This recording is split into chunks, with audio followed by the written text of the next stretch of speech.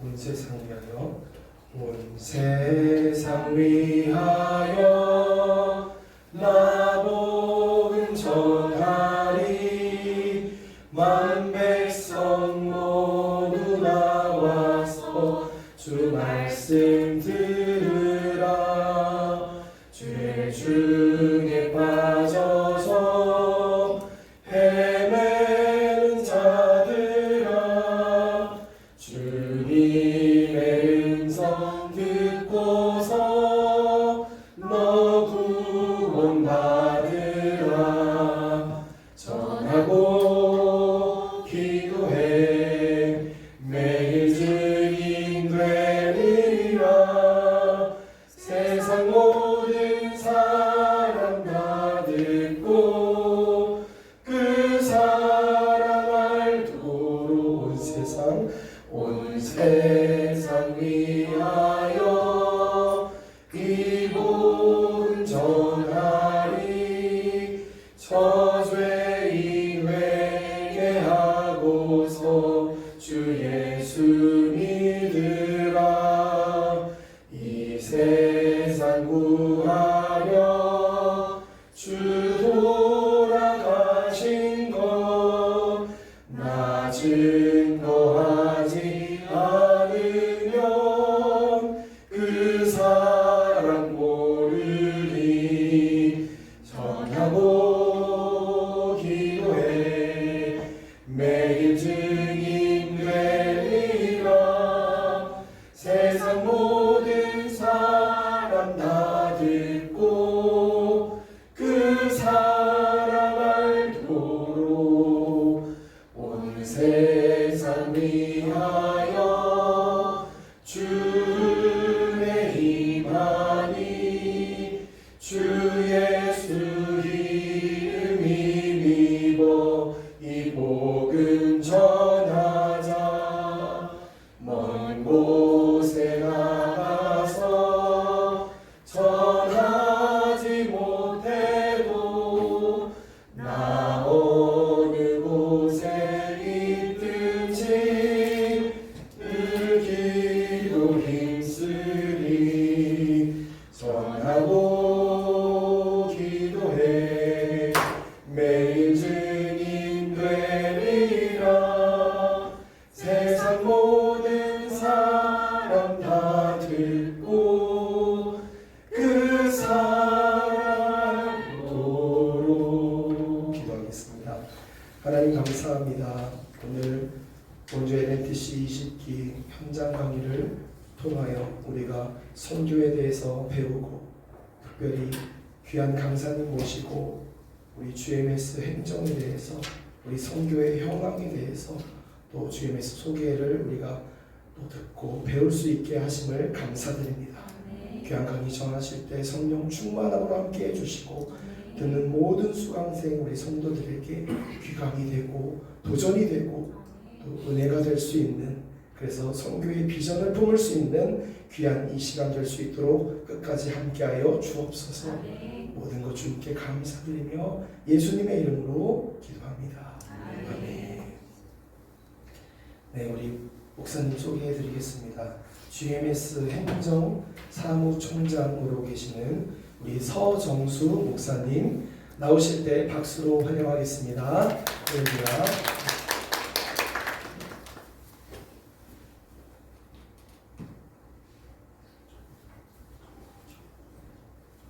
안녕하세요. 저는 방금 소개받은 GMS 우리 교단 총회 세계선교회 행정을 총괄하고 있는 행정사무총장 서정수 목사입니다. 저는 우리 GMS 총회 세계선교회 제5대 행정사무총장으로 작년 9월 5일부터 사역하고 있는데, 그 전에는 한 교회의 담임 목사로 20여 년 동안 사역을 하고 원로 목사로 제가 초대받고 2기 사역으로 선교 사역을 하고 있습니다.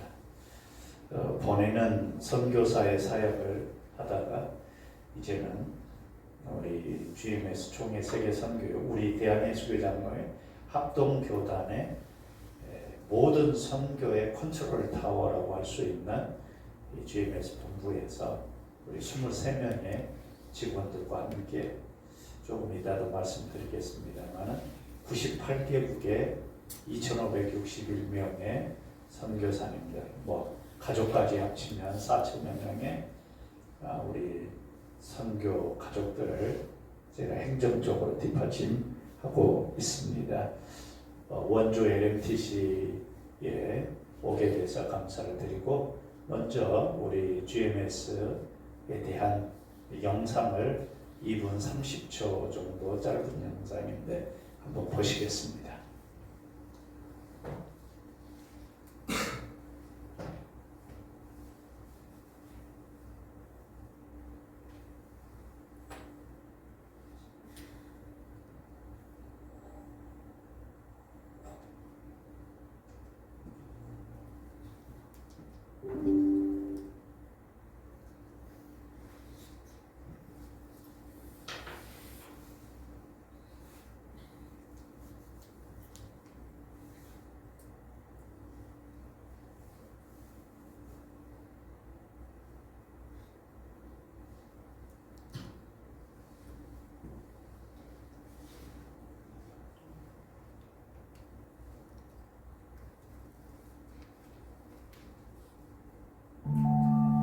필리핀 한 빈민가.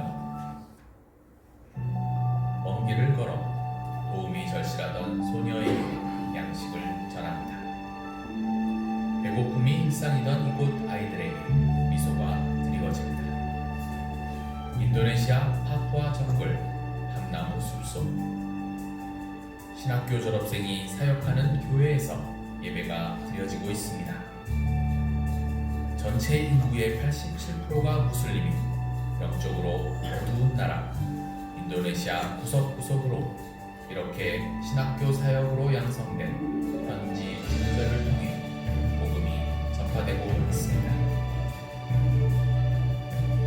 지진으로 큰 피해를 당한 나라 네팔. 힌두교와 불교의 나라에서 어린 영혼들에게 복음을 심고 있던 학교 건물이 박파되었지만 주님은 더 좋은 곳을 예비하셨고 그곳에서 여전히 복음의 씨앗이 뿌려지고 있습니다. 샬롬.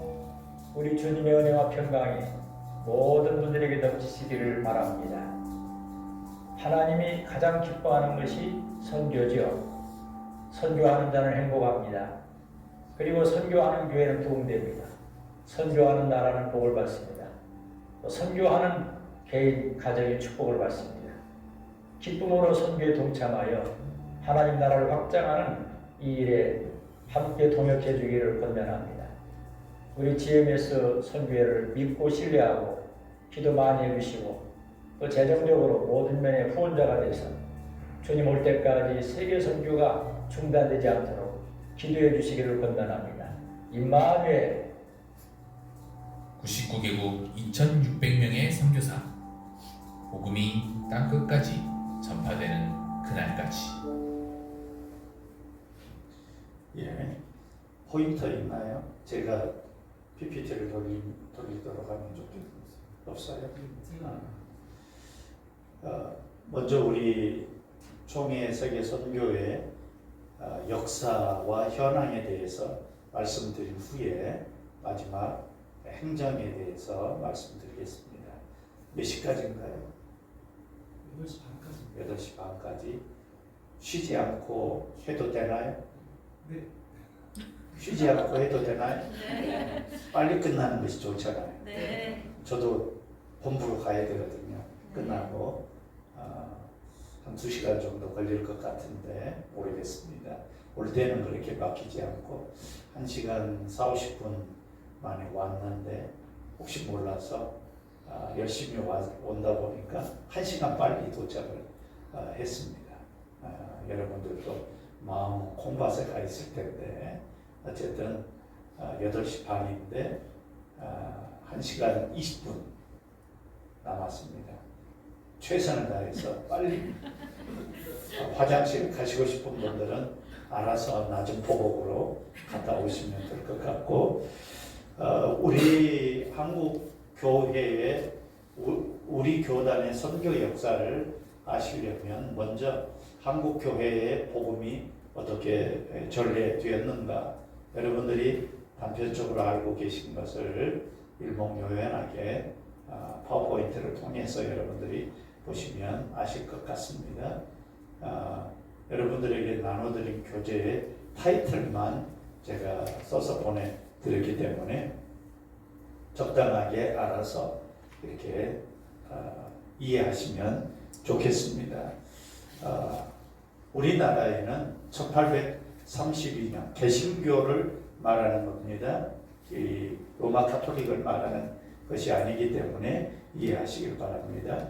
1832년에 위첼라프라고 하는 분이 백령도 근교에 있는 한 작은 섬에 도착을 하게 되고, 이분이 이제 성경을 번역하는 초기를 갖게 됩니다. 그래서 주기도문을 최초로 번역을 하게 되고, 그 다음에 감자를 심는 법을 가르치면서 이 초기 역사가 시작이 됩니다. 그리고 여러분들이 잘 아는 대로 영국의 토마스 선교사님께서 미국 군함을 타고 1865년에 대동강변에 도착하게 되는데, 거기에서 쪽복음을 뿌리다가 체포되어서 박충권이라는 사람에 의해서 죽임을 당하게 됩니다. 대동강변에서 우리 개신교 선교사로서는 최초의 순교자가 되게 되는 것이지요. 그리고 1884년에 호레이스 알렌 선교사, 선교사라기보다는 의사입니다. 평신도 1호로 오신 분이라고 볼 수 있습니다. 알렌 선교사가 1884년에 이제 입국하게 되고, 그 다음에 1885년 부활주일 아침에 장로교단의 언더우드 선교사와 감리교 선교사인 아펜젤레 선교사가 최초로 인천 제물방에 도착을 하게 됩니다. 여기에서 이제 한국교회 개신교가 언제 시작됐느냐, 평신도 입장에서 보면 올해로 141년째가 되고, 목사 입장에서 보면 140년이 되는 해가 올해입니다.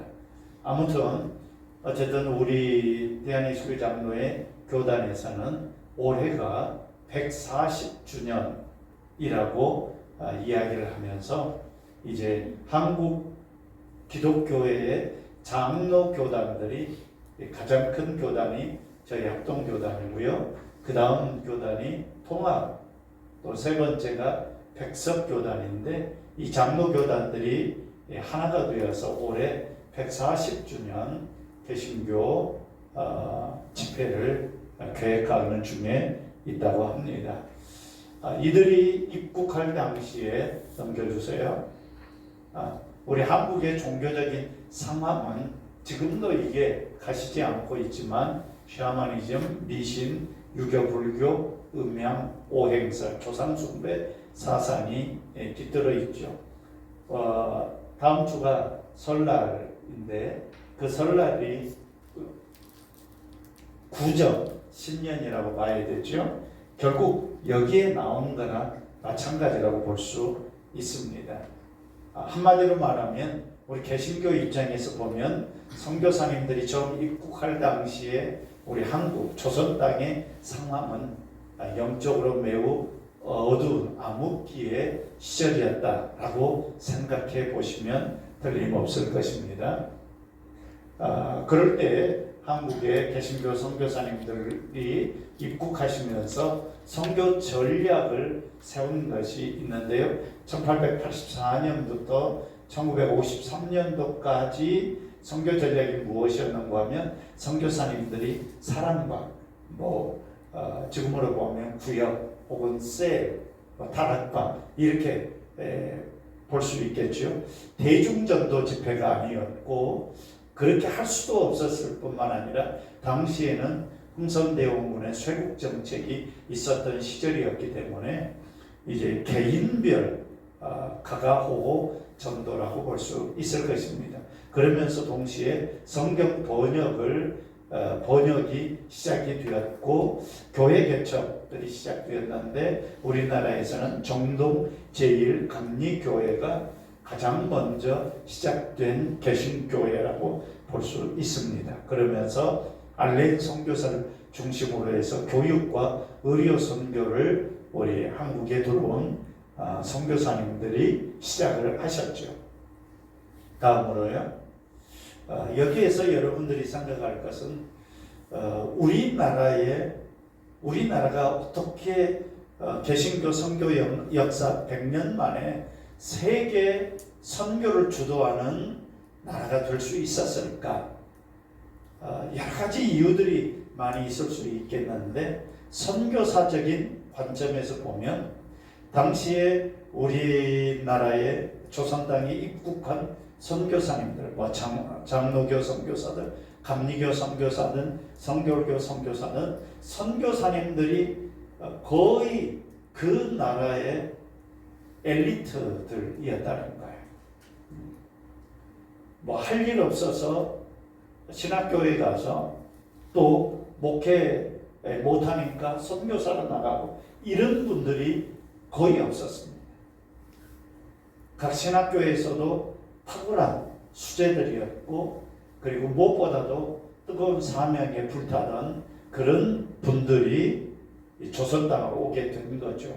그리고 조선 땅에 오게 될 때에도 그들이 내가 조선이라는 땅을 가겠다 이런 측면보다 전적인 성령의 인도함을 받고 그들이 오게 되었다는 거예요. 어떤 분들은 중국을 향해서 가려고 했었다가 하나님의 전적인 은혜로 조선 땅을 밟게 되는 토마스 선교사부터 그런 케이스입니다. 여러분들이 LMTC 평신도 교육을 받는데 여러분들이 그런 의미에서 단순하게 내가 10주, 12주 동안 LMTC 평신도 이렇게 교육을 받겠다, 선교 교육을 받겠다, 그리고 단기 선교를 갔다 오겠다 이런 측면에서 여러분들이 LMTC 교육을 받지 않았으면 좋겠다 그런 생각이 듭니다. 저도 GMS 본부로 들어오기 전에 한 LMTC를 제가 설립하고 이사장으로 수년 동안 직무를 감당을 했었습니다. 그리고 지금까지 제가 목회 사역을 하면서 선교지만 약 50여 개국을 다닐 수 있게 되었고요. 저는 관광이나 여행을 거의 다녀본 적은 없고 선교지만 다녔는데요. 저 아프리카 가나에서부터 남미까지 이렇게 선교 사역을 하면서 하나님께서 저에게 선교의 길을 어떻게 열어주실까 기도하는 중에 이제 담임 목사로 있다 보면 좀 어느 한 지역 우리가 파송한 선교사가 있는 지역만 다니게 되는데 지금은 우리 교단의 전 세계의 선교사를 위해서 헌신할 수 있게 된 입장이다 보니까 얼마나 감사한 일인지 알 수 없습니다. 제가 이 선교부에 들어오기 위해서 우리 행정사무총장은 선거를 해야 됩니다. 그냥 이력서 내고 도는 것이 아니기 때문에 저는 여기 원주 중북교회 담임 목사님과 같은 친구 사이이기도 합니다. 또 신학교 종신 신대원을 같이 입학을 했는데 제가 1년 시골교회 담임 전도사를 하다 보니까 1년 늦게 졸업을 하게 되었는데요. 신대원을 졸업하고 미국에 유학을 가서 학위도 받고 또 보내는 선교사 사역을 쭉 한 다음에 마지막에 하나님께서 저에게 어떤 역할을 부여하실까 선교를 위해서 그렇게 기도하는 도중에 많은 분들의 권면도 있었고 제가 섬기던 교회도 지방에 있는 교회였지만 작은 사이즈의 교회가 아니라 1000명이 넘는 성도들이 교회를 섬기던 그런 교회였기 때문에 제가 갈 곳 없어서 이 들어오는 것이 아닙니다. 치열한 경쟁을 벌여서 결국 하나님의 은혜로 이 사역을 하게 되었는데 얼마나 감사한 일인지 모릅니다. 다시 말씀드리면 저를 자랑하고 싶어서가 아니라 선교는 물론 복음을 전하고 하는 분들 또 복음을 받는 분들이 있지만 제가 늘 우리 본부 직원들에게나 선교사들에게 또 이사 목사님들에게 강조하는 것은 엘리트가 되어야 된다. 뭐 학교 학력이 엘리트가 된다 이런 의미가 아닙니다. 신앙의 엘리트가 되어야 되고요. 선교를 꿈꾸는 분들은 다른 평신도들에 비해서 기도도 많이 해야 되고 성경도 많이 읽어야 되고 평상시에 선교하는 일에도 뒤로 빠지지 말고 더 열성적으로 열정을 가지고 하는 그 영적인 엘리트들이 되지 않으면 안 된다라고 하는 사고를 저는 가지고 있습니다.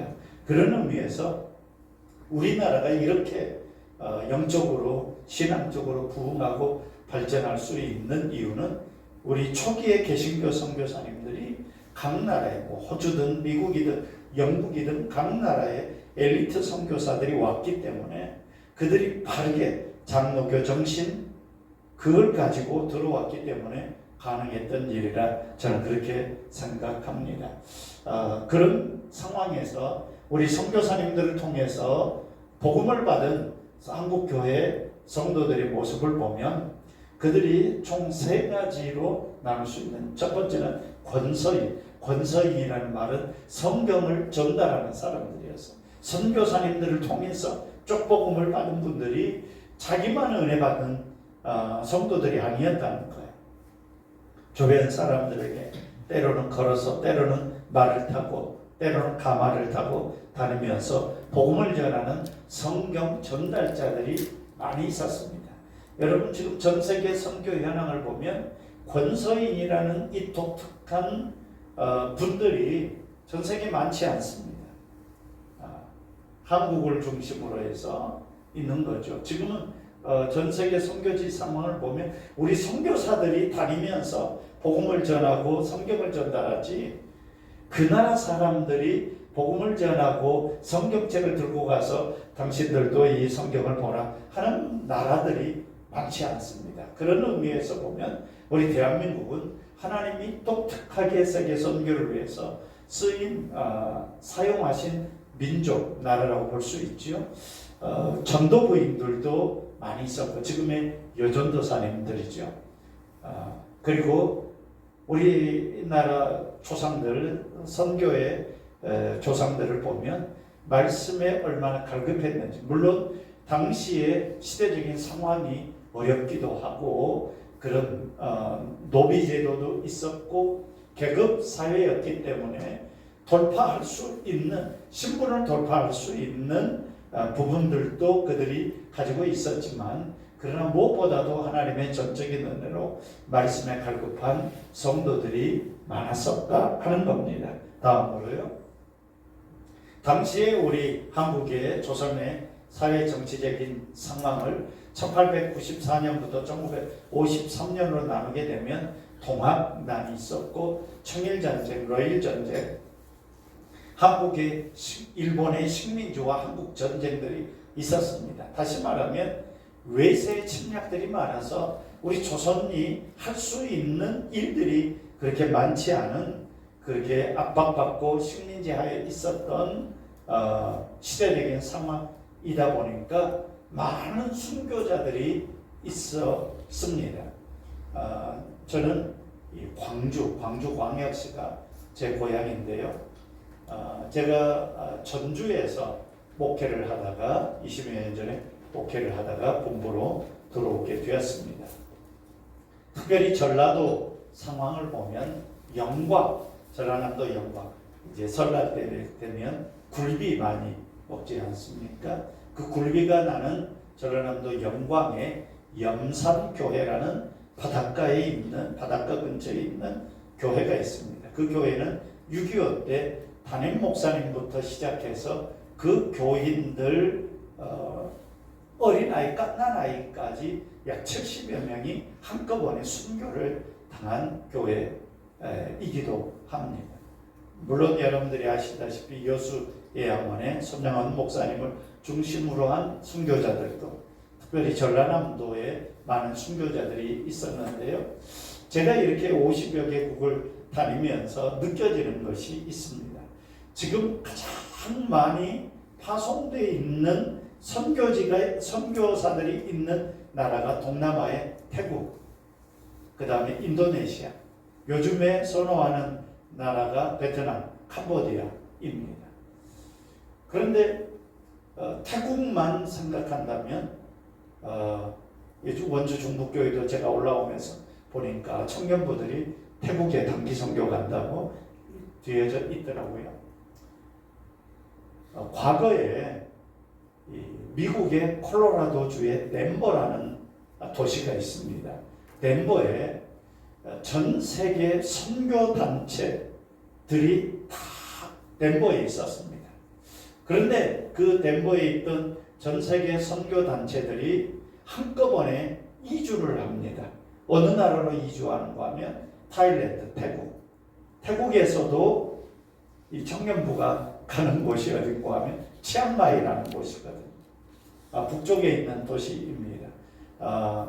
태국의 두 번째 도시라고 볼 수 있죠. 그 치앙마이로 다 가 있습니다. 전 세계 선교단체. 우리 GM에서 선교사들도 치앙마이에 가장 많이 가 있습니다.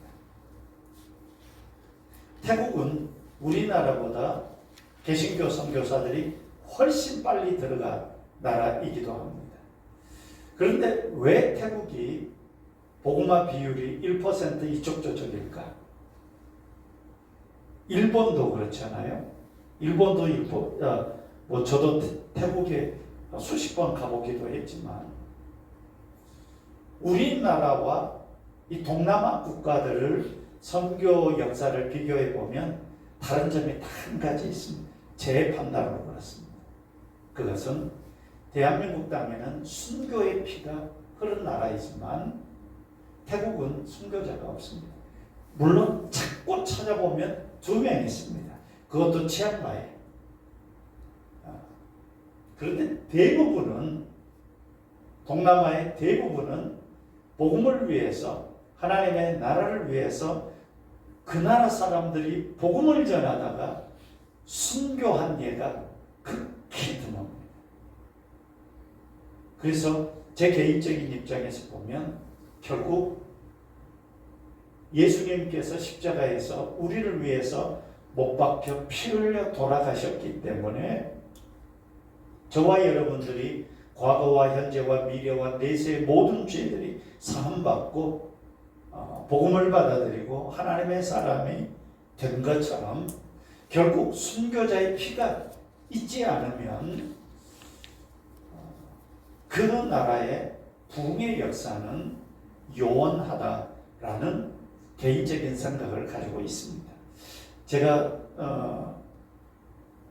원로 목사로 추대된 교회에서 첫 번째 선교사를 파송할 때에 제 제자 부부를 파송했습니다. 그 제자 부부를 파송할 때에 이제 순서에 보면, 선교사 파송을 보면 파송교회 담임 목사님의 순서가 있습니다. 그것은 이제 선교사와 성도들을 위해서 담임 목사님이 말하는 시간인데요. 그때 제가 말을 하면서 많이 울었습니다. 울었던 이유는 다른 것이 아닙니다. 그 아이 부부가 다 제 제자인데요. 대학생 때부터 제가 가르쳤던 아이들입니다. 지금 아이라고 볼 수는 없고 49이 됐으니까 결혼을 대학생 때 제가 가르쳤고 결혼을 시켰고 총신신대원을 입학시켜서 제가 두 교회 담임 목사를 할 때 저희 교회 부교역자로 데리고 있다가 결국 파송을 했는데 그 자녀가 셋 있습니다. 아들 둘, 딸 하나인데 그 아이들의 이름까지 제가 지어준 저희 제자이죠. 근데 그 아이들을 파송을 할 때 제가 울었던 이유가 한 가지 있습니다. 그것은 너희들은 그 나라에 가서 죽어야 된다. 한국 땅에 돌아오지 말라. 그 땅이 너희들의 무덤이 되어야 된다. 선교를 하다가 한국 교회 어느 정도의 교회에서 담임 목사 구한다고 하면 이력서 내지 말라. 거기에서 죽어야 된다. 그런데 제가 보냈던 나라가 어느 나라인고 하면 파키스탄입니다. 서남부 아시아에 있는 강경 무슬림 국가입니다.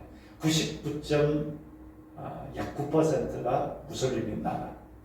지금도 테러가 일어나고 있는 나라. 그 나라로 제가 파송을 한 거죠.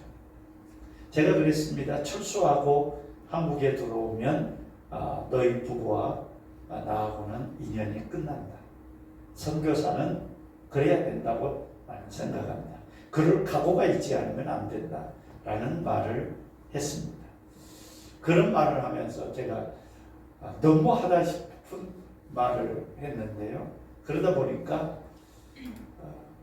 뭔가 모르게 제 마음에 울컥하는 것이 올라와서 저도 울고 그 부부도 울고 그 부모도 울고 모든 성도들이 울었던 기억이 납니다. 여전히 그들은 지금도 파키스탄에서 사역하고 있습니다. 때로는 테러 위협도 있고 몇 년 전 부활절 때는 제가 외신을 접했는데 그 아이들이 살고 있는 그 도시에서 폭탄 테러가 일어나서 수백 명이 죽은 사건이 있었습니다. 그래서 제가 연락을 했더니 감사하게도 자기들은 그 장소에 없어서 죽지 않았습니다. 라고 이제 이야기하는 말을 들었는데요.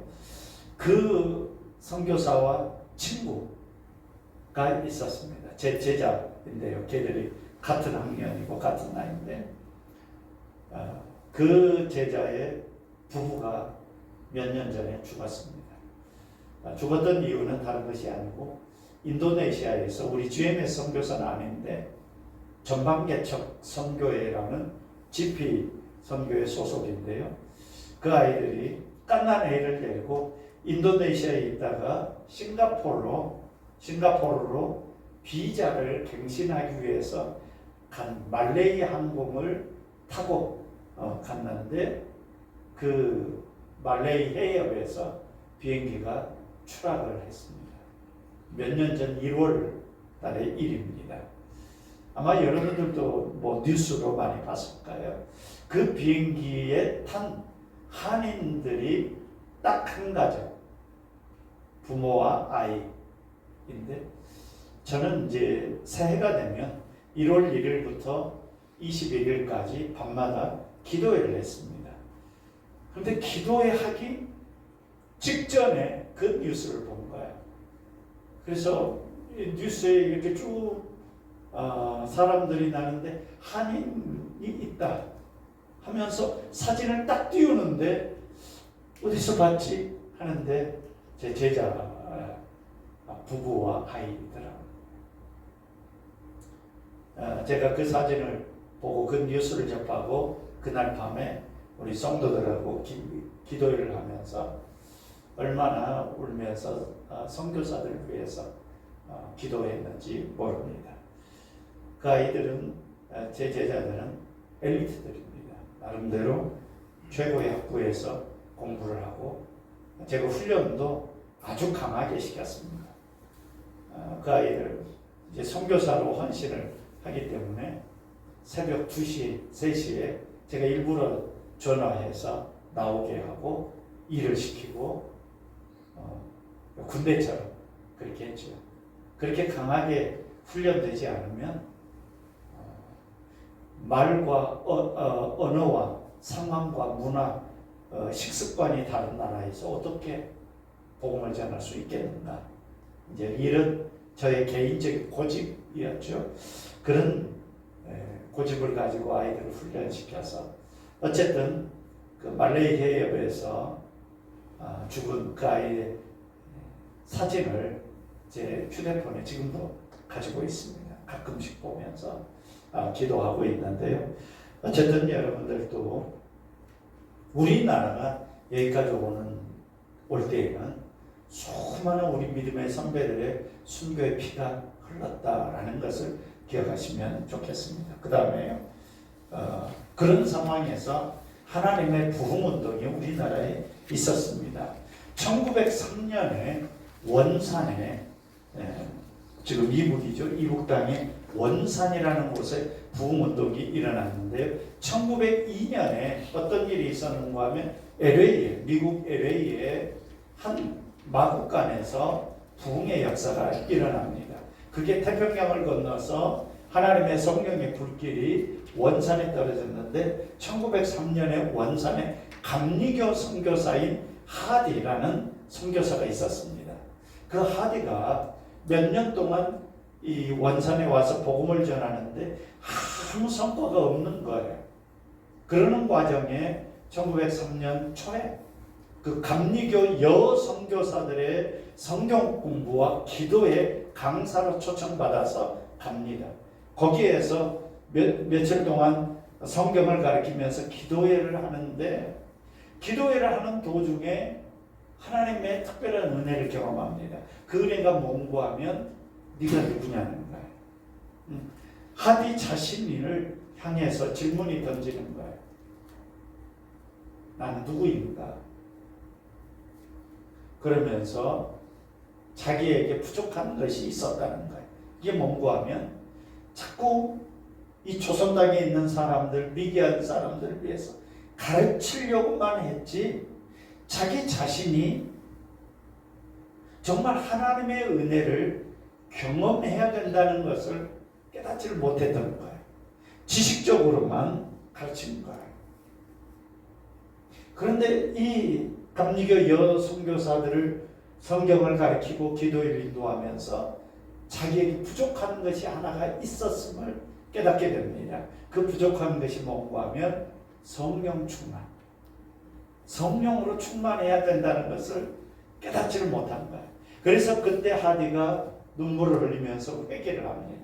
그리고 하나님의 성령을 받습니다. 그리고 그 원산에서 하디가 부흥운동을 시작하게 되고 그게 평양으로 내려와서 그 유명한 1907년도 저쪽에 있는 예배당이 평양 장대현 교회인데요. 저 장대현 교회 설립자가 누군가 하면 토마스 선교사를 대동강변에서 목을 쳤던 박충권이가 자기 집에서 시작한 교회가 평양 널다리박 교회인데 그게 평양 장대현 교회입니다. 하나님의 역사는 그냥 되어진 것이 하나도 없는 것을 봅니다. 그리고 1907년도 평양에서 장대현 교회에서 대부흥의 역사가 일어나게 되고 그때 이제 전 조선 땅에 하나님의 성령의 불길이 일어나게 되죠. 다음으로요. 그러면서 이제 1907년도에 동노회가 조직이 됩니다. 동노회라는 것은 지금 여기 원주 중국교회는 제가 알고 있기로는 강원노회 소속입니다. 우리 교단 대한의 수기정 합동 측에는 166개의 노회가 있습니다. 21당회 이상이 되면 노회를 하나 조직할 수 있는데요. 우리 교단의 헌법은 3심제로 되어져 있죠. 당회가 있고 그 당회가 21개 이상이 되면 노회를 조직할 수 있는데 당회 위에 노회가 있고 노회가 있으면 총회가 있습니다. 이게 그래서 30개 우리 국가적인 법률도 지방법원, 고등법원, 대법원 3심제가 있는 것처럼 우리 교단도 그렇게 3심제가 있는데 동노회란 노회가 하나뿐이 없다 그런 뜻입니다. 왜냐하면 그 당시에는 총회가 있지 않았기 때문에 그래서 동노회를 조직하면서 선교의 기초를 놓는데요. 동노회가 당시에는 25개의 조직교회가 있었습니다. 조직교회란 장로들이 있는 교회, 그걸 조직교회라고 말합니다. 25개 당회가 있는 교회가 있었다 그런 말이죠. 그래서 25개의 조직교회와 1022개의 미조직교회, 당회가 없고 장로가 없는 교회들이 당시에는 1907년도에는 6만 성도였습니다. 이곳에서 첫 7명의 목사 안수를 배출하는데 저쪽에 계신 갓슨 목사님들 7분입니다. 한석진 목사님, 서경주, 양정백, 길선주, 황기창, 이기풍, 송인석 목사님이 우리나라 개신교 역사상 최초의 7분의 목사님이시죠. 그때 동노회를 조직하면서 이런 캠페인을 벌입니다. 그 캠페인이 뭔가 하면 모든 장로교회는 선교회이며, 그러니까 대한예수교 장로회는 어떤 교회인가? 선교하는 교회다 이런 말이죠. 그래서 모든 장로교회는 그 선교회의 평생 회원이다 라는 것을 캠페인을 벌입니다. 그게 총회 회의록에 기록이 되어져 있습니다. 그래서 원주 중부 교회는 원주 중부 장로교회라고 할 수 있는데요. 장로교회는 선교회, 그래서 남전도회, 여전도회는 남성교회, 여성교회라고 볼 수 있는 거죠. 그리고 여러분들 모든 장로교회는 그 선교의 평생 회원임을 깨달아야 되는 것입니다. 그래서 우리 총회는 설립부터 사도행전적 교회, 우리 성경에 사도행전 있죠? 사도행전적 성경, 사도행전 성경은 결국 선교행전이나 마찬가지입니다. 그렇게 교회를 시작하고 성장하는 은혜를 누리고 있습니다. 다음으로요. 그러면서 우리 장로교회에 처음으로 이제 선교를 시작하게 되는데, 당시에 외지 전도부, 지금으로 보면 해외 선교부라고 볼 수 있고요. 그게 우리 GMS의 전신입니다. 외지 전도부인데 1907년도에 목사 안수 받은 이기풍 목사님을 1년 후, 목사 안수 1년 후에 제주도로 평양 장대영 교회에서 파송하게 됩니다. 제주도는 당시에 이제 본토가 아니기 때문에 외지라고 볼 수 있어서 이기풍 목사님이 최초의 해외 선교사라고 볼 수 있죠. 그리고 이제 우리 장로교회의 특징, 선교의 특징 중에 하나가 무엇인가 하면 협력 선교와 팀 선교입니다. 독자적인 선교가 아닌 거예요. 그것은 선교사님들, 외국 선교사님들의 영향도 있지만 처음부터 이기풍 목사님의 선교부터가 그렇게 시작이 된 거죠. 다음으로요. 그러면서 1908년도에 동시에 일본의 유학생들을 위해서 한석진 목사님을 일본으로 파송합니다. 여러분 혹시 코스타라고 들어보신 분 계신가요? 코스타. 손 들어보세요. 코스타. 들어보신 분. 어떻게 알고 계세요? 그렇게 알고 계세요? 코스타 출신이신가요? 코스타는 지금부터 약 38년 전에 미국 일리노이주 시카고에 있는 위튼 대학교에서부터 홍정길, 이동원, 또 김인중, 오카는 목사님 4분 중심으로 해서 미국에 유학을 온 한국 유학생들을 위해서 여름 수련회 3박 4일로 했던 것이 발전해서 코스타가 됐는데요. 제가 10년 넘게 코스타 강사로 전 세계를 다닌 적이 있습니다. 어떻게 보면 코스타의 시작이 한석진 목사님으로부터 시작이 됐다고 봐야죠. 그런 의미에서 보면 전 세계 코스타, 국제 코스타에 가장 많이 모이는 데가 일본입니다. 제가 몇 년 전만 하더라도 그 일본 코스타를 갔는데, 강사로 갔는데 4,600명 일본 청년들이 4,600명이 한 야산에 모여서 커다란 텐트 4,000명이 넘게 들어가는 텐트를 치고 그 안에서 3박 4일 동안 훈련을 받았습니다. 어쨌든 일본의 유학생들을 위해서 한석진 목사님 1909년도에 러시아 블라디보스톡으로 최관올 목사님을 선교사로 파송을 했습니다. 다시 말하면 우리 교단은 시작부터 선교를 많이 했다 이런 말이죠. 다음으로요. 그 다음에 계속해서 1912년에 세 분의 선교사님을 중국 산동성으로 가장 가까운 중국 우리나라에 가까운 산동성으로 교회 개척을 위해서 파송했고 1918년도에는 홍승환 선교사님 중국으로 계속해서 의료 선교사도 파송을 하게 됩니다. 다음으로요. 모든 족속을 향한 선교를 하는데 6.25 동란에도 6.25 전쟁에도 또 일제시대 때에도 가난하고 헐벗고 굶주릴 때에도 여러 가지 어려운 상황 중에서도 우리 교단은 계속해서 선교사를 파송을 합니다. 그리고 1955년 총회에서 태국 선교사를 태국의 불교의 땅 태국에 선교사를 파송하기로 결의하고 1년 후에 최찬영 김순일 선교사님을 불교의 나라 태국으로 파송하고 56년도에 총회에서는 대만으로 선교사를 파송하기로 하고 57년도에 개화삼 선교사님을 파송을 하게 되죠. 그 다음에요. 1970년도와 80년도에 선교가 우리나라의 교회들이 급속도로 경제 발전을 이루고 또 교회도 부흥하면서 선교를 전 세계로 선교사를 파송하게 되는데 특별히 1970년도에는 어떤 일들이 벌어지는가 하면 우리나라에 다시 말하면 우리 교단에서도 미국의 한 목사님이 건너가게 됩니다.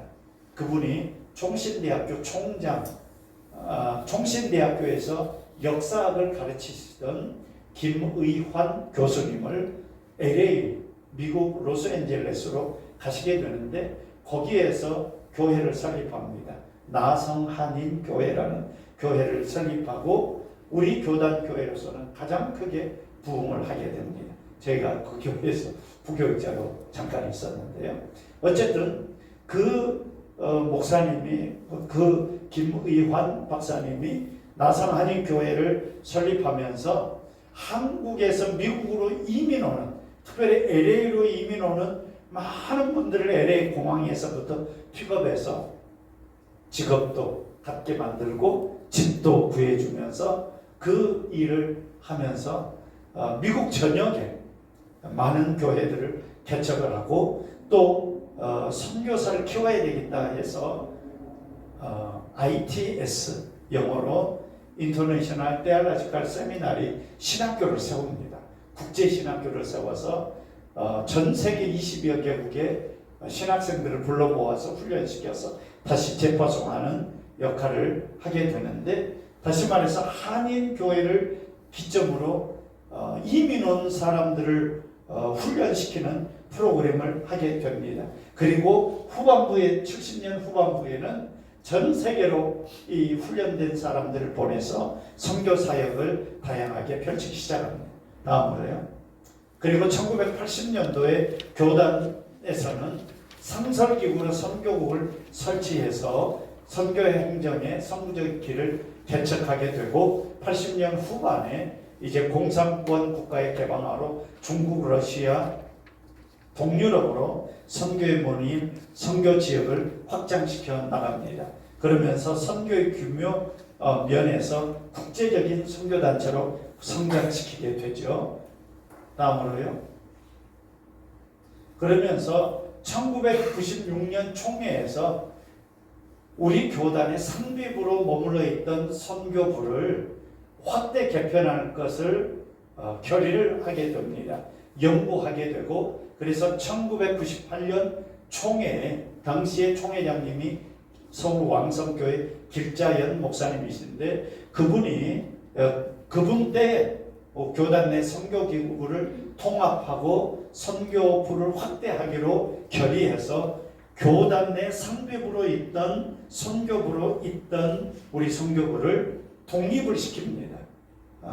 그래서 세워진 것이 대한예수교 장로회 총회 세계 선교회 약칭으로 글로벌 미션 소사이어티, 약칭으로 GMS가 조직이 되게 되고, 이제 교단 내에 있지만 산하기관으로 독립되어져 있습니다. 그래서 우리 GMS가 설립이 되고 올해로 27회기가 되는 것입니다. 아까 영상에서 보셨던 우리 양대식 이사장님께서는 14대 GMS 이사장으로 섬기고 계시는데, 이사장 직무는 2년으로 섬기게 됩니다.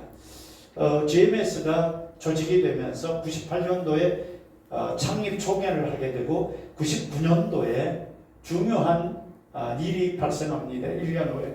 그것은 경기도 화성시 팔탄면에 우리나라의 교단을 초월해서 선교학자로서 최고의 선교학자라고 불리었던 고 조동진 박사님께서 동서선교연구회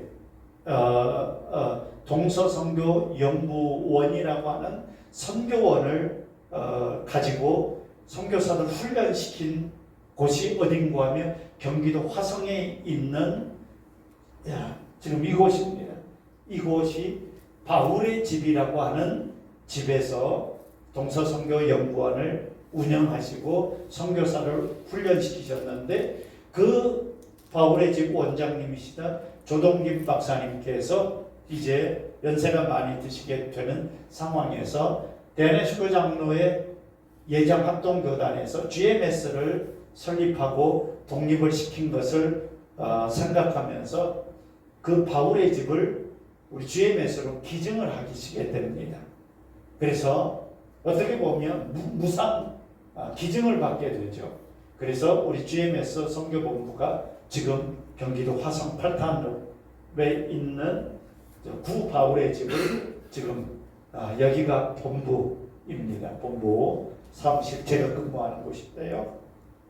선교본부가 정착하게 되죠. 그 다음에 그러면서 전략적으로 이제 선교를 집중적으로 하게 되는데, 1970년부터 2000년까지 90개국에 700가정을 파송합니다. 700가정을 파송한다는 것은 독신 선교사까지 포함하면 2000명 시대를 맞이하게 되는 거죠. 그러면서 2000년에 우리가 좀 더 전략적으로 선교해야 되겠다라고 해서 이사회, 파송교회 담임 목사님들이 이사들인데 이사회를 조직하게 되고, 그 이사회를 두 위원회로 나누게 됩니다.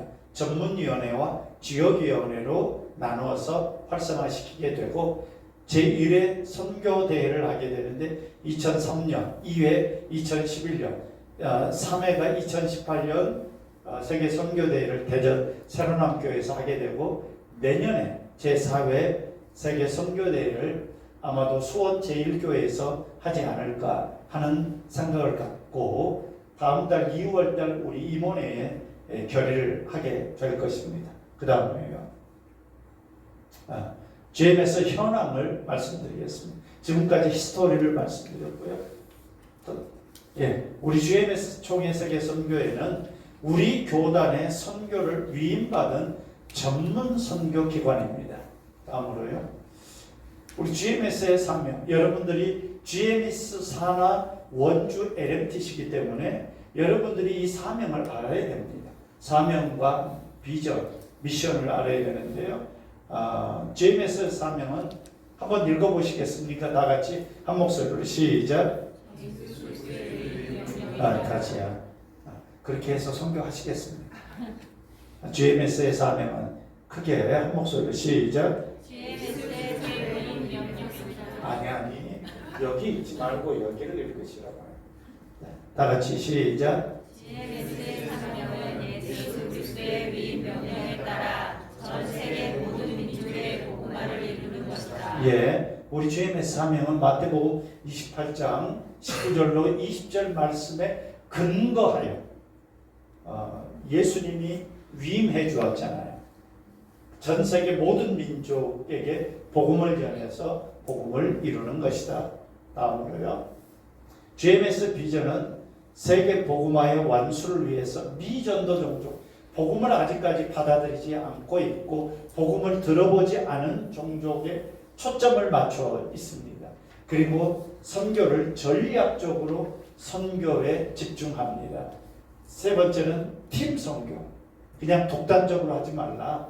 팀 선교를 활성화가 되어서 그래서 지역 선교부가 있고 지부들이 있어서 함께 어우러져서 선교를 하고 지금 여러분들이 LMTC 하는 것처럼 우리 교단의 전 교회의 선교의 붐을 일으키는 선교 동역화를 추구하고 있습니다. 다음에요.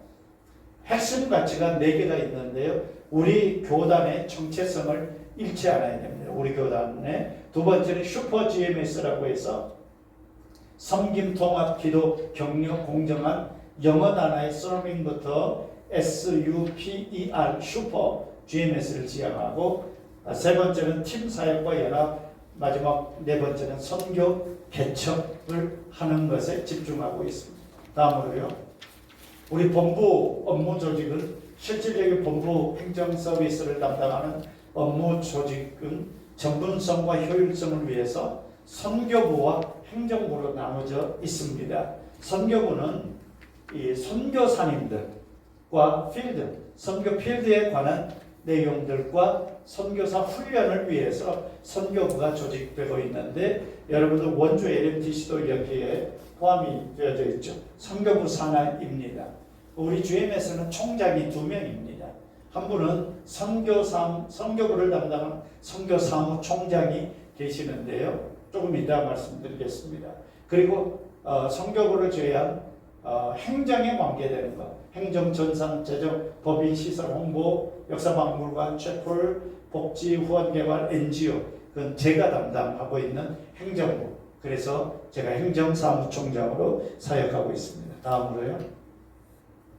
현재 선교사님들은 98개국에 1417가정 2557명의 선교사님들이 17개 지역으로 전세계 17개 지역으로 나누어서 선교하는데 그 지역이 몇 나라씩 되어져 있기 때문에 어느 한 나라에 에서도 몇 개 지부로 나누어서 112개 지부로 우리 2557명의 선교사님들이 소속되어져 있습니다.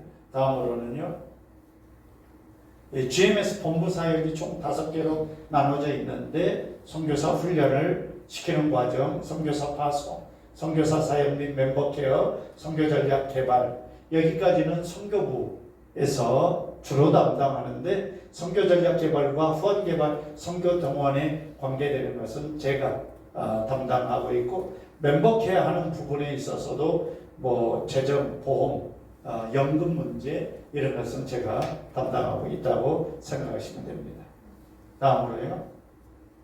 우리 GMS 선교사들이 나가 있는 나라에 주로 아시아 63%, 아메리카, 유럽, 러시아, 아프리카, 오세아니아 지역 그 외 10% 지역에서 사역하고 있습니다. 10%란 북한 사역과 국내 이주민 사역을 포함하고 있기 때문에 그렇게 말씀드리는 겁니다.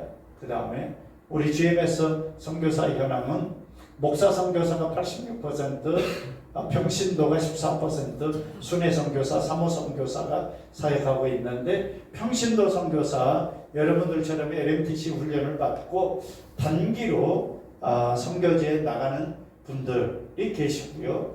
비즈니스를 하면서 선교하고 있는 분들도 계시고 3년 이상 평신도로 선교사에 가고 있다가 나는 목사는 되기 싫고 그냥 평신도로서 계속 장기적으로 사역하고 싶으시다라고 하면 LMTC를 거친 분들 중에 3년 이상 외국에서 사역하고 있다가 장기로 전환하고 싶으면 지금 현재 본부에서 5주 과정의 특별 과정 선교사 훈련을 시키고 있는데요. 평신도들이 절반입니다. 그래서 평신도들이 장기로 전환해서 이렇게 훈련받고 있는데 그렇게 해서 훈련받아 나가 있는 선교사님들이 14%다 그런 말이죠. 다음으로요. 우리 GMS는 총체적인 선교 사역을 펼치고 있는데 그중 가장 많이 교회 개척과 지도자 양성, 신학교 사역을 하고 있습니다. 다음으로요. 지금 현재 우리 GMS 선교사님들이 연령대가 이렇게 높아져 있습니다. 평균 연령이 56세인데 실제적으로는 57세입니다. 50대에서 59세가 가장 많고요. 향후 10년 후면은 5분의 3이 은퇴를 하게 돼서 1000명 아래로 내려오게 됩니다. 그 다음에 연도별 선교사를 파송할 때 2006년도가 가장 많은 피크를 찍었습니다. 그리고 작년도에 92명을 보냈는데요. 작년도에 은퇴한 선교사님들이 100명입니다. 비율이 지금 이제 안 맞고 있죠. 그 다음에 현재 후원이 중단된 우리 GMS 선교사님들이 총 242가정 430명입니다. 코로나 시절에 제가 이사회 회계를 맡고 있었습니다. 그때 총회장님이 소강석 세례den교회 목사님이신데요. 그때 코로나 때 이제 후원이 중단된 우리 선교사님들을 돕기 위해서 전 세계에 흩어져 있는 선교사님들에게 공문을 보냈습니다. 후원이 중단된 선교사님들 요청을 하시면 본부에서 도와드리겠습니다. 라고 해서 그때 16억을 모금을 했습니다. 16억을 모금해서 선교사님들을 도와드리려고 메일을 보냈더니 300가정이 신청을 했습니다. 그 중에 매월 단돈 10원도 이렇게 후원받지 못하는 가정이 280가정 정도 됐습니다. 제가 회계를 했기 때문에 잘 알고 있는데요. 그 16억을 매달 150만 원씩 해서 이렇게 3개월을 보내드렸습니다. 그리고 16억이 이제 떨어지게 되는데 그때 나온 정책이 무엇인가 하면 어느 한 교회에서만 선교사를 후원하지 말고 새 교회에서 가장 기본적인 것이 150만 원입니다. 150에서 160만 원인데 그래서 새 교회가 50만 원씩 해서 150만 원 만들어서 선교사를 파송하자. 그래서 협력 파송으로 협동 파송으로 하게 되는데 그럼에도 불구하고 후원이 중단된 현재 우리 본부로 후원금이 들어와서 나가야 되는 것이 우리 정책인데요. 영인 선교사 가정이 242가정입니다. 여러분들 기도를 많이 해주시고 제가 그래서 지금 전국을 다니면서 펀드레이징을 하고 있습니다. 선교사님들 도와달라고. 그러다 보니까 선교사님들이 이제 선교지에 있지 못하고 한국에 나와서 10만 원, 5만 원 후원받는 일을 마치 거지처럼 하고 있는데 선교사님들이 그래서는 되겠습니까? 어쨌든 여러분들 교회에서 어느 선교사님들을 후원하고 싶다라고 하면 누군지를 잘 모르시니까요. 여러분들이 하실 수 있다면 지금 선교를 하고 계시지만 우리 교단에 우리 GMS의 만만만 선교 운동을 이라는 것을 하고 있습니다. 매월 만 원만 이렇게 본부로 이렇게 보내주시면 그걸 모아가지고 하고 있는데요. 지금 한 달에 약 800만 원 정도 모금이 되고 있습니다. 800만 원을 모금을 하는데 그 모금을 전부 우리 선교사님들에게 후원이 중단된 분들에게 얼마씩으로 보내드리고 있는데 후원이 중단된 선교사님들 뿐만 아니라 또 문제가 되는 것이 은퇴한 선교사님들입니다. 은퇴한 선교사님들. 사실 여러분들은 집이 있는지 모르겠지만 우리 선교사님들이 선교지에만 계시다 보니까 막상 은퇴하고 한국에 나오시게 되면 살 집이 없습니다.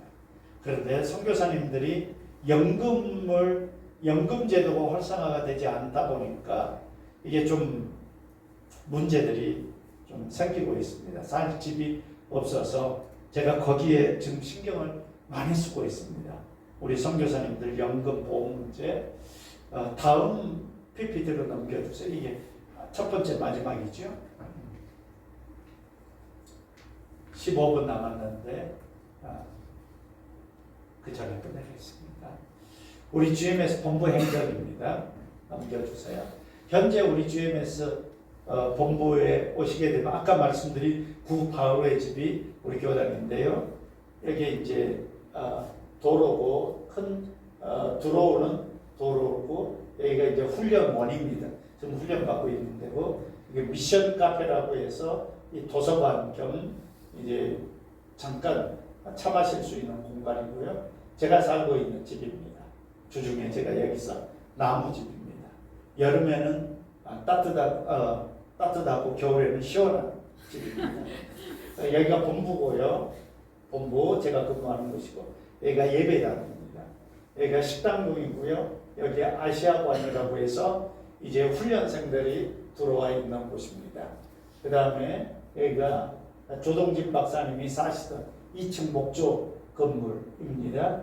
그리고 여기가 요양원입니다. 우리 GMS 요양원들, 그 선교사님들이 은퇴해서 이제 건강이 안 좋아, 이렇게 기동할 수 없는 분들이 있는 곳입니다. 요양원. 그렇게 이 노란색으로 되어 있는 것이 우리 GMS 부지라고 볼 수 있죠. 여기 뒷산이고, 자산 가치는 부동산 자산 가치만 하더라도 이제 많이 화성이 많이 개발되고 있다 보니까 좀 뛰고 되는데 팔면 좀 돈이 된다고 하는데 저는 팔지 않을 생각하고 있습니다. 다음으로 우리 본부 조직도가 이렇습니다.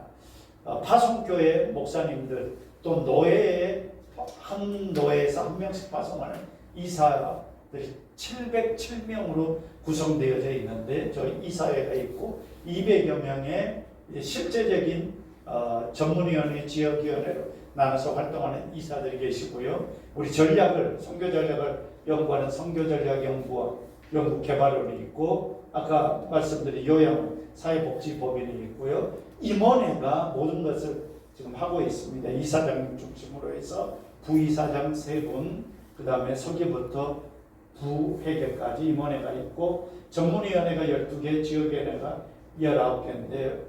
그 다음에 장학위원회는 선교사 자녀들이 대학을 들어가게 되면 장학금을 지불합니다. 각 권역별로 이렇게 원주면 원주, 강원도 권역이사로 나눠져 있습니다. 다음으로요. 현재 이사의 임원들입니다. 이사장님 계시고 부이사장은 우리 총회의 지역 구도에 따라서 지금 이사장님은 영남군입니다. 진주에 있는 성남교회 담임 목사님이신데요.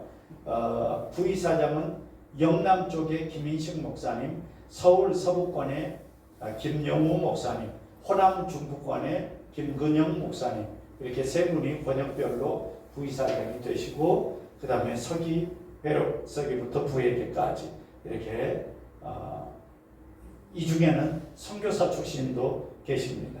다음으로요. 우리 GMS 이사회 연합은 전체 일반 이사가 707명이고 교회에서 단독으로 선교사님을 파송하는 데가 495명. 공동 파송 그러니까 50만 원씩 해가지고 파송하는 데가 32사, 노예 파송이 182명으로 구성되어 있습니다. 이사회비 납부율이 지금 저렇게 되고 있는데 이사님들 회비율을 100%로 상향하기 위해서 제가 이사님들 열심히 만나러 다니고 있습니다. 다음으로요. 이사회가 하는 일이 선교사를 훈련시키고 파송하고 후원하는 교회 대표고 노예 파송 이사, 그 다음에 후원단체의 대표나 개인 위촉 이사로 되어져 있는데 현재 이사는 첫 번째, 두 번째가 707명 전원이고요. 세 번째, 네 번째를 위해서 제가 3월부터 우리 본부로 그러니까 평신도들이죠 대부분 위촉하려고 준비하고 있습니다. 그 다음으로는요.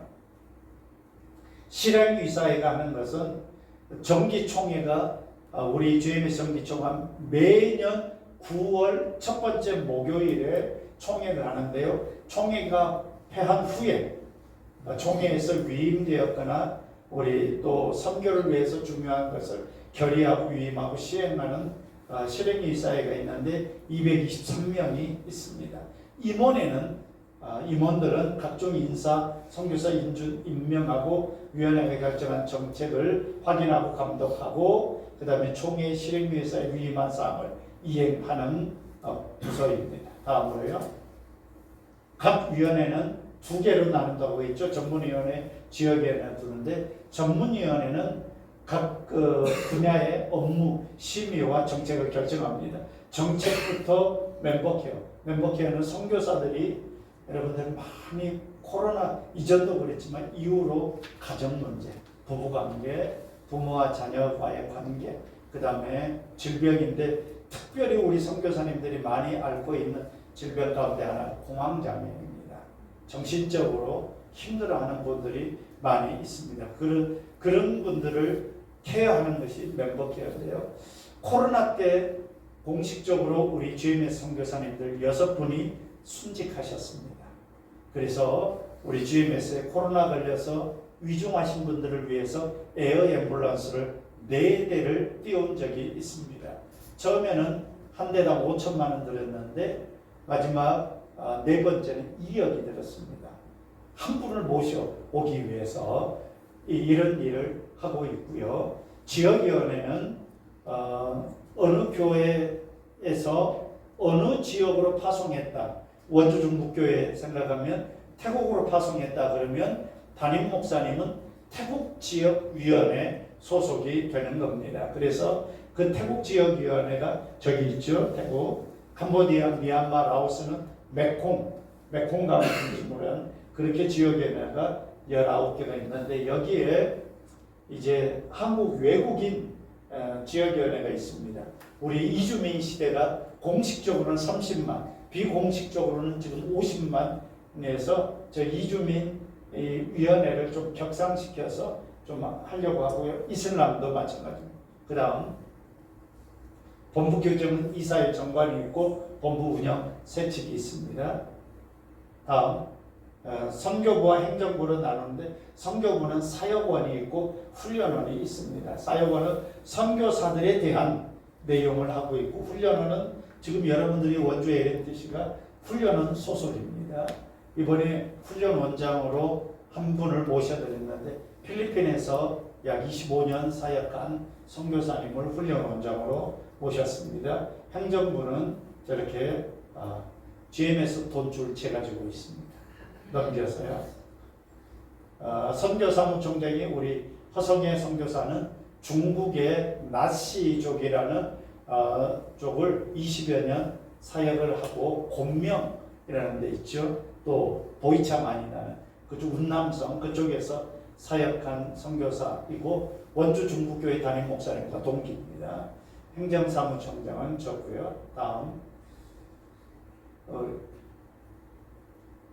제가 우리 행정부를 어떻게 끌고 가고 있는가 하면 섬김, 우리 선교사들, 후원이사들, 후원교회들을 잘 섬길 수 있도록 우리 본부 직원들부터 23명을 훈련시키고 있습니다. 행정선교사로. 두 번째는 선교사들이나 파송교회 필요에 민감하도록 빨리빨리 잘 할 수 있도록. 세 번째는 영성 있는, 그래서 매일 아침마다 직원 예배를 8시 반에 드리고 있으면서 모든 선교사님들 기도 제목과 또 그 나라 언어 아침 인사를 하면서 본부 직원들을 그렇게 영성 있는 행정 서비스를 할 수 있도록 제가 하고 있습니다. 다음으로 우리 행정 전산 시스템은 통합 데이터베이스에 되어 있으면서 파송교회와 본부와 또 LMTC와 후원자 시스템, 선교사 시스템으로 나눠져 있는데 특별히 선교사 시스템은 일반 지역과 제한 지역으로 보안을 규정하고 있고요. 그 통합 데이터베이스는 아무나 들어갈 수 없습니다. 제가 1급 보안 책임자, 모든 책임을 제가 지고 있고요. 그 다음에 원장, 국장, 또 직원에 따라서 보안 등급이 1등급부터 4등급까지 나눠져 있습니다. 아무나 들어올 수 없게 되는 거죠. 그 다음 온라인 발급 시스템인데요. 여러분들 같은 경우에는 이제 뭐 훈련 받았다라고 하면 내가 LMTC 원주 LMTC 몇 기생이다라고 하는 것을 온라인으로 발급받을 수 있는 시스템, 이렇게 선교사 파송교회 후원자 시스템으로 나눠져 있습니다. 다음으로 온라인 가성계좌 창구 일환을 하고 있는데, 여러분들이 후원하게 되면 선교사로 후원하는 것은 100%다 그렇게 선교사에 나가고 있지만, 그러나 본부가 운영되기 위해서는 선교사의 복지를 위해서 복립 맨 밑에 있습니다. 복리후생비와 선교사 사무 행정비를 작게 다른 선교단체에 비하면 최저로 우리가 떼고 연금과 보험을 들어주고 있습니다. 여러분들이 선교비를 내게 되면 연말에 연말 정산용 기부금 증명서도 다 발급해 드립니다. 10,000원 내서 1년에 120,000원이다. 그럼 만만만 선교운동 하시고 계신다. 그것도 기부금 영수증 다 발급받을 수 있습니다.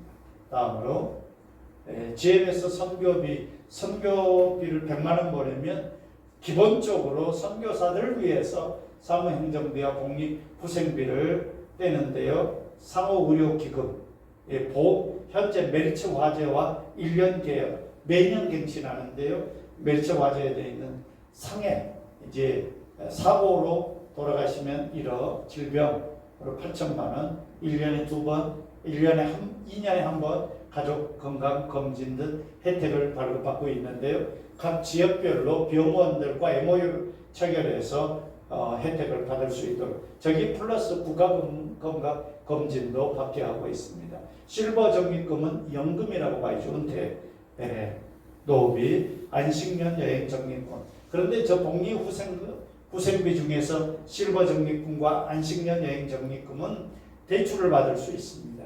금리 0%입니다.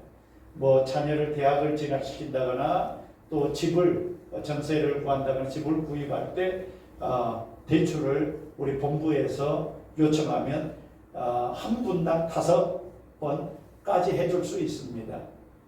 대출 이자는 전혀 받지 않고 있습니다. 그렇게 하면서 편리를 하고 있기 때문에 현재 저렇게 적립되어 있는 금액만 약 300억 정도 되는데 매우 부족한 상황입니다. 우리 1년 경상비가 약 29억 5천 정도로 제가 살림을 꾸리고 있습니다. 그 다음에 4분 빨리 끝났습니다. 많이 빨리 끝내지 못해서 죄송한데, 우리 GMS가 갈수록 선교사 지망생들도 많지 않고, 과거에 선교사들이 한 기수에 50명, 60명 나갈 때도 있습니다. 그런데 다음 기수 지금 신청을 받았는데요. 10명 신청했다는 거예요. 그래서 추가로 더 받을 예정으로 있습니다만은, 또 은퇴자들도 많고, 우리가 1년에 3번 선교사를 파송합니다. 정규 12주 과정이 2번 있고, 지금 하고 있는 특별과정 5주짜리가 한 번 있어서 그렇게 하고 있습니다. 그나마 우리 교단이 우리 한국교회 중에 가장 큰 교단이어서 이 정도를 유지하고 있지, 다른 교단은 완전히 1년에 2명, 3명, 어느 교단은 1명도 파송하지 못하고 있습니다. 그래서 제가 이제 우리 교단 선교부들 행정 책임자들을 좀 만나고 있는데요. 그들을 우리 GMS에서 위탁 교육도 시키려고 하고 있고, 앞으로 코로나 이후로 급격하게 선교 환경이 좀 급속도로 위축되고 있습니다. 그나마 우리 GMS가 버티고 있는 건데, 여러분들 많이 기도해 주시고, 또 LMTC 평신도 훈련도 잘 받으셔서 여러분들을 통해서 하나님의 나라가 중단 없이 하늘에서 이룬 것처럼 땅에서도 이루어질 수 있도록 해 주시면 감사하겠습니다.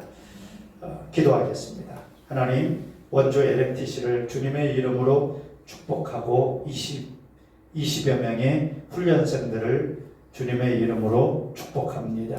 이들이 훈련받으면서 하나님의 나라를 위해서 또 세계 선교와 또 교회 선교, 파송하신 선교사님들, 또 내하고 관계되어 있는 모든 선교 지경들마다 하나님의 성령의 역사와 선교의 역사가 풍성하게 나타남으로 말미암아 선교는 쉽고 재미있고 또한 부흥의 역사가 일어난다는 것을 깨닫고 아는 지혜와 은혜가 있게 하여 주옵소서. 감사드리며 예수님의 이름으로 축복하며 기도하옵나이다. 아멘. 수고하셨습니다. 네, 우리 귀한 강의 해주신 우리 목사님께 다시 한번 감사해 드리겠습니다. 네, 강의 들으시느라 수고 많으셨고요. 오늘 3주차 강의했습니다. 다음 주에 우리 온라인 강의 또 진행됩니다. 시스코 웨벡스 유료결제 후에 이제 끊어지지 않고 계속 강의를 들으실 수 있습니다. 여러분들 불편하시지 않게 제가 이제 나름 노력했는데 어떻게 잘 돼서 다행입니다. 다음 주에 시스코 웨벡스 접속하시는 방법 모르시는 분은 제게 따로 연락을 주시거나 오늘 남아주시면 제가 알려드리겠습니다. 어렵지 않으시죠? 이렇게 누르면 바로 들어오실 수 있으니까 그렇게 하도록 하겠습니다. 다음 주에 온라인으로 뵙도록 하겠습니다. 수고 많으셨습니다. 안녕히 가세요.